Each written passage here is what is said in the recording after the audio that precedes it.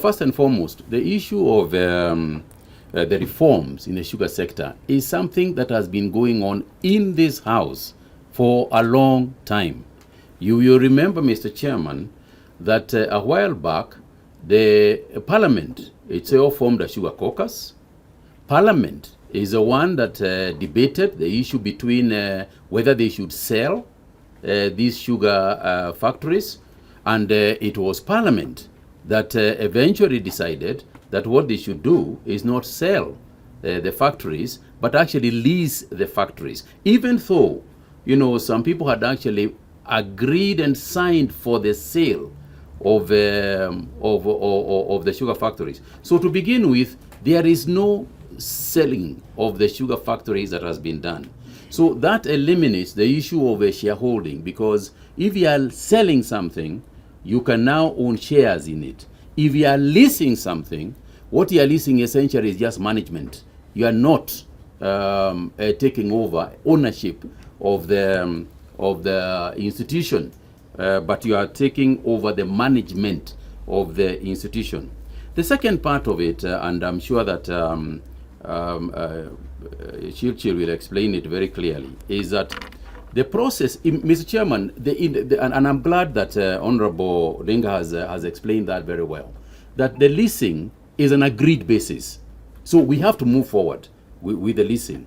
The issue of the secrecy, and I think this is what has been alluded to throughout, is an issue that we need to address. And that's why I'm referring to when this process started, long before I was in this ministry or whether the PS was in this ministry. This process was discussed at length here in this House of Parliament.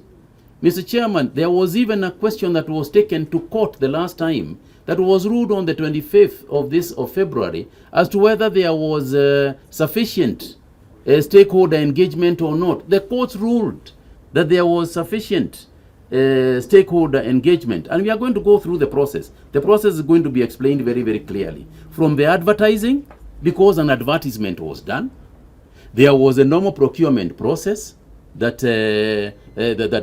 we went through. I have personally engaged quite a number of stakeholders, including the unions that represent the workers, the unions that represent the farmers.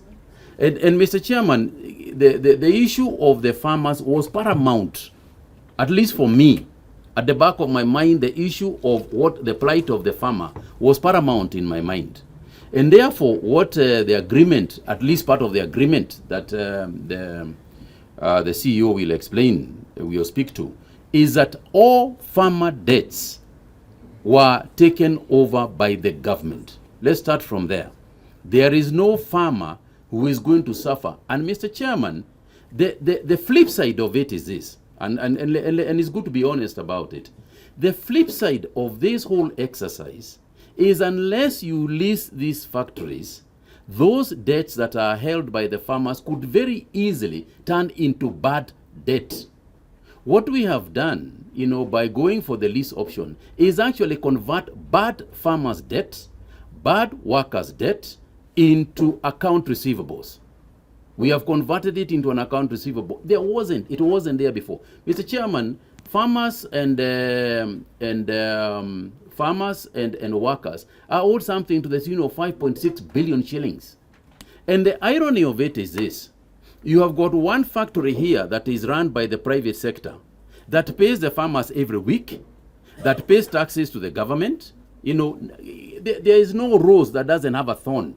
So none of those in the keyboards and so they're not perfect.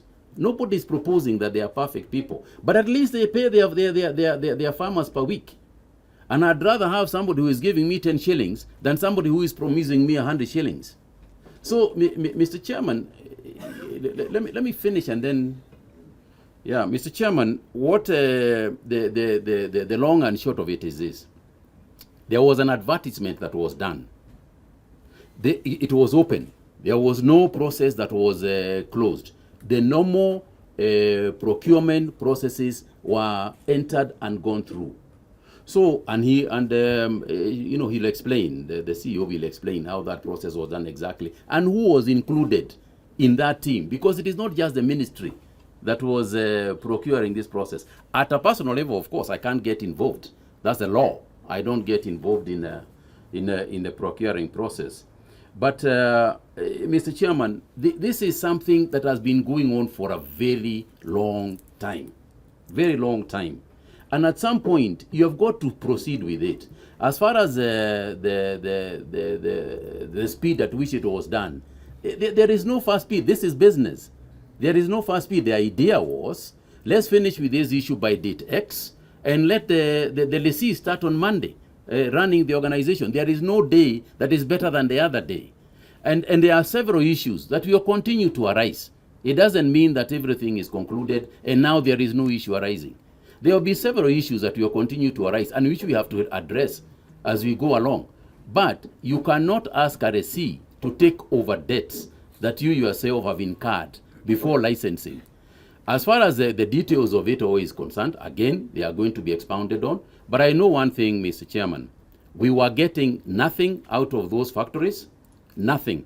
We were pouring money into those factories. In other words, we were getting the money from the private sector millers and then pouring that money in the public sector millers. So I don't think there is any ill feeling or any ill will, towards the farmers. And I think that perhaps I should give an opportunity to Chilchil to explain the details first. Before Jill takes over. Chairman, there is no document in my office that I cannot give this committee. I have everything is in your hands, Honorable Member, especially because of where you come from. We are prepared to give all the documents that lead to this issue. And it is important for us, Chairman, and thank you very much for your understanding. It's important for the ministry for all information to be available to everybody, because that way it can be seen that there is nothing that is being hidden. Mr. Chairman, the ministry has no dog in the race. No, there's a lot. It's a question of what has to be done, and it's a question of the saving of the farmers. That at the end of it all, we are talking the same thing with the Honorable Odinga, because we want to save the farmers. We want to ensure the workers continue working. We want to make sure that farmers' debts are paid. All of us want the same thing. Let's start from there. Let them know. Indeed we are. Even I don't know that you are trying to help them. In fact, there is nothing else you are trying to do. There is nothing else. If you were not trying to help the farmers and all that, you'd just keep quiet and let the thing die. But we cannot do that as responsible Kenyans. So I want to assure you, honorable members, I want to assure you that there is no way we can sit back and just let our farm. These are Kenyans. There is no way we can just sit back and leave them to their own fate and leave them to suffer and leave them to as if they have as if they are not part of us. We can never do that. Not on my watch. I will not do that. But CS, they've not been part of you for a long time. That's why we are. I am here for 4 months, and when this process started, Chairman, I wasn't here, but I want to assure my sister, the honorable member, that we will not rest until all the farmers' interests are taken care of. That I can assure you. Chairman, for clarity, let's have a session to just sit and interrogate this issue as a committee of the House, with all documents, everything, as a separate issue from the budget process. Because the budget process is one thing, this sugar issue is another. Let's all sit together in a sitting, Mr. Chairman, where everybody comes who was involved, or the committee that was involved in the procurement, everybody comes, sits there. We can even invite those who have taken over the factories themselves. Let them come there, let them be interrogated by the committee. Then there is complete transparency.